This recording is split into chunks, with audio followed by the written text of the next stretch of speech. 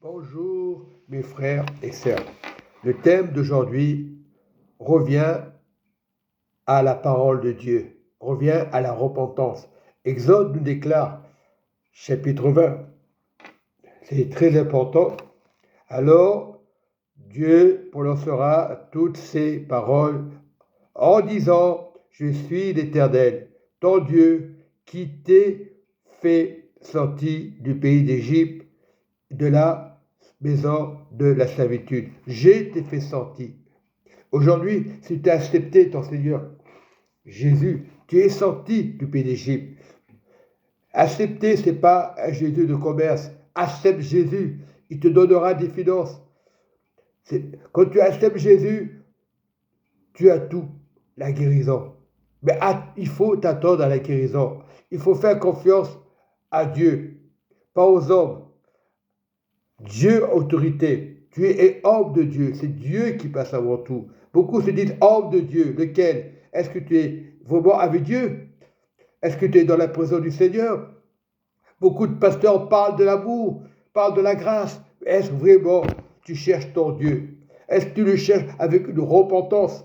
Nous savons que le Seigneur, Jésus, avant la fondation du monde, il connaissait Dieu, à part Satan, l'orgueil. Il voulait prendre la place de Dieu. C'était une personne qui était bien dans le Seigneur. Elle a voulu être au-dessus de Dieu. Et Dieu a dit non, non. Et bien souvent, on veut être au-dessus de Dieu. Dieu te dit, mon enfant, tu es avec le Seigneur. Ton cœur, tu es le temple du Saint-Esprit. Nous tombons dans des pièges, c'est vrai. La prière, la persévérance, tu ne peux pas tomber. Invoque ton Seigneur, qu'on déclare la parole dans Acte 2, 18. Invoque ton Seigneur. Ne pose pas la question. Alors le verset 4 nous dit, tu ne feras point d'image taillée. C'est marqué. Beaucoup, l'Église catholique, ils font des images taillées. Ce n'est pas pour les critiquer, ni de représentation quelconque des choses qui sont en haut dans les cieux, qui sont en bas sur la terre, et qui sont dans les hauts plus bas que la terre. Tu ne te procéderas point devant elle, devant Satan, devant l'idolâtrie. Il faut te consacrer à Dieu, autorité du bien du ciel. Tu ne peux pas te consacrer à une religion. Consacre-toi à Dieu. Voilà, il est dit, Seigneur, verset 5, tu ne te procéderas point devant elle, et tu ne les serviras point, car moi, le Seigneur, quand Jésus était dans le désert, il a dit, tu adoreras ton Seigneur, ton Dieu, de tout ton cœur, de toutes tes pensées. Et la pensée, c'est le Seigneur, c'est notre Dieu, qui est là-haut, l'Éternel. Oui, ton Dieu, je suis un Dieu jaloux pour ton bien, un Dieu jaloux parce que il ne regarde pas la jalousie des hommes, il regarde un Dieu jaloux, un Dieu qui est céleste, autorité, qui punit l'iniquité des pères sur les enfants jusqu'à la troisième et la quatrième génération de ceux qui me haïssent et qui fait miséricorde jusqu'à 1000 générations à ceux qui m'aiment et qui gardent mes commandements, mon alliance. Voilà, l'alliance de Dieu, tu dois garder.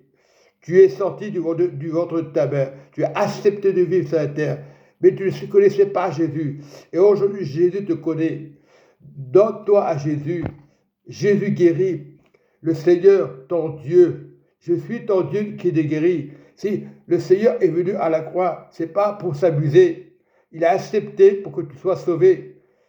Oui, la parole dit dans Isaïe 53, au verset 5, c'est par ces meurtrissures que nous sommes guéris.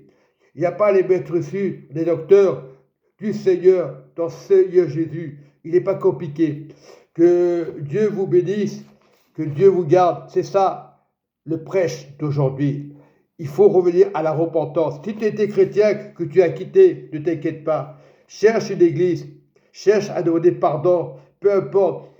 Jésus a dit de pardonner à ses ennemis et cherche à venir à Dieu, à pardonner, à confesser. Et si tu as confessé de tout ton cœur, tu es sauvé. Chrétien de nouveau devrait dire, Dieu ne condamne pas. Reviens, si tu es tu es parti, tu es chez toi parce que tu ne sais pas quoi faire, encourage les frères et sœurs de l'Assemblée. C'est vrai qu'il y aura des faux pasteurs. Ne t'attache pas à ce qu'ils disent. Attache-toi au Seigneur Jésus. Il y aura des faux pasteurs. Ne juge aucun des pasteurs. Prie pour ton pasteur parce qu'il peut s'égarer. Prie, il ne s'égare pas. Je prie pour moi que je ne me gare pas. Je prie pour ma santé aussi et pour les autres. Je prie déjà pour mes amis, pour ceux qui ont été découragés. J'ai été découragé, je ne suis pas découragé parce que je donne pour Dieu. Mes finances, je donne à Dieu. Je ne donne pas à n'importe qui. À Dieu.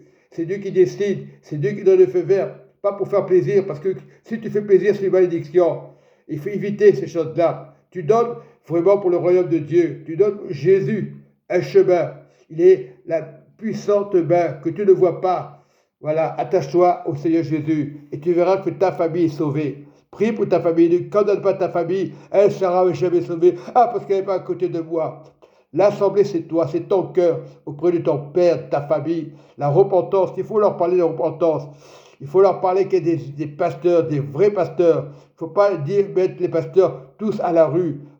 D'abord, c'est le Seigneur, le vrai pasteur. Il est dans la Bible. Que tu sois catholique, protestant, mais dis le Seigneur, écarte-toi de l'idolâtrie. L'Église catholique en fait n'importe quoi. Ils prient les images. Ils ne peuvent pas être bénis.